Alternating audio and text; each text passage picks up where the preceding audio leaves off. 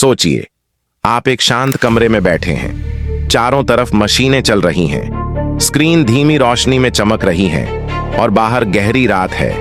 तभी अचानक एक ऐसा सिग्नल रिकॉर्ड होता है जो इस धरती का नहीं लगता। सिर्फ 72 सेकंड का वह सिग्नल, लेकिन असर ऐसा कि आज तक वैज्ञानिक इसका जवाब नहीं दे पाए हैं। यह कहानी है अंतरिक्ष से आए एक रहस्यमयी संदेश की। 15 अगस्त 1977 की रात थी। अमेरिका के ओहायो राज्य में स्थित बिग ईयर रेडियो टेलीस्कोप अंतरिक्ष की खामोशी को सुन रहा था। यह टेलीस्कोप आवाज नहीं सुनता था, बल्कि रेडियो तरंगों को पकड़ता था। तभी कंप्यूटर स्क्रीन पर एक असामान्य सिग्नल उभरा, इतना शक्तिशाली और इतना साफ कि वैज्ञानिक जेरी एहमान ने उसका प्रिंट आउट निकाला, उस पर गोला बनाया और लिखा वाओ। उसी पल से यह सिग्नल इतिहास बन गया और आज इसे वाओ सिग्नल के नाम से जाना जाता है। यह कोई सामान्य रेडियो वेव नहीं थी, इसकी फ्रीक्वेंसी बिल्कुल सटीक थी। यह केवल 72 सेकंड तक चला और उसी बैंड में था जहां वैज्ञानिक मानते हैं कि कोई बुद्धिमान सभ्यता संपर्क कर सकती है।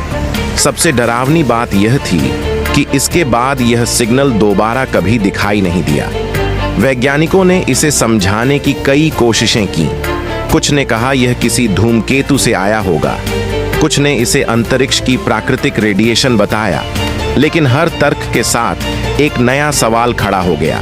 अगर यह प्राकृतिक घटना थी तो फिर यह दोबारा क्यों नहीं दिखी, और अगर यह भेजा गया सिग्नल था तो भेजने वाला कौन था? यहीं से यह रहस्य और गहरा हो जाता है, क्योंकि हम इंसान लगातार अंतरिक्ष में संदेश भेज रहे हैं और खुद को बता रहे हैं कि हम यहाँ हैं, लेकिन क्या हम जानते हैं कि कौन सुन रहा है? महान वैज्ञानिक स्टीफन हॉकिंग ने चेतावनी दी थी कि हमें अंतरिक्ष में अपनी मौजूदगी का शोर नहीं मचाना चाहिए, क्योंकि इतिहास गवाह है कि जब दो सभ्यताएं आमने सामने आती हैं तो परिणाम हमेशा अच्छा नहीं होता। तो असली सवाल यह नहीं है कि वह सिग्नल असली था या नहीं। असली सवाल यह है कि अगर वह सिर्फ एक संकेत था, एक चेतावनी थी, या किसी ने बस यह जानना चाहा कि यहाँ कोई है या नहीं। तो अगर वह सिग्नल दोबारा आया, क्या हम तैयार हैं?